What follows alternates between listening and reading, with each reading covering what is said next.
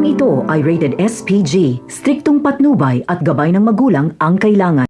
Ayon kay Olga ay hindi niya hayaang matapos ang gabi na ito na hindi niya napipigilan ang pagkikita ni Ramon at Marites.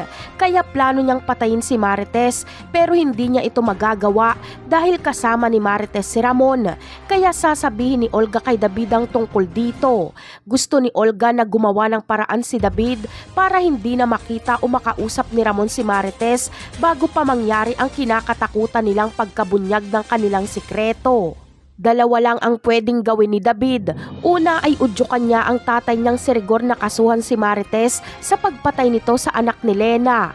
At nang sa ganon ay makulong si Marites at hindi na ito makakausap ni Ramon dahil hindi pupunta si Ramon sa kulungan dahil baka mabisto ito ng kapulisan na buhay pa pala. Pero hindi ito uubra.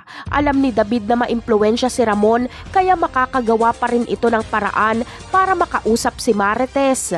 Kaya ang tanging gagawin na lang ni David ay patahimikin si Marites. Magagawang patayin ni David ang sarili niyang ina, wag lang masira ang kanyang mga plano. Kahit si Camille at ang ipinagbubuntis nito ay hindi nagdalawang isip si David na tapusin ang kanyang mag-ina, wag lang siyang mabisto. Kaya delikado ang buhay ni Marites kay David.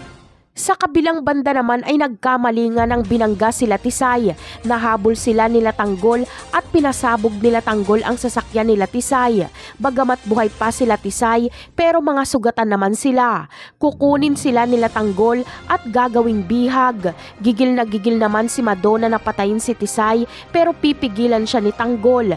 May magandang naisip si Tanggol na ipapagawa kila Tisay kaya hindi nila ito papatayin. Napakarami pa nating dapat abangan sa mga susunod na episode. Paalam!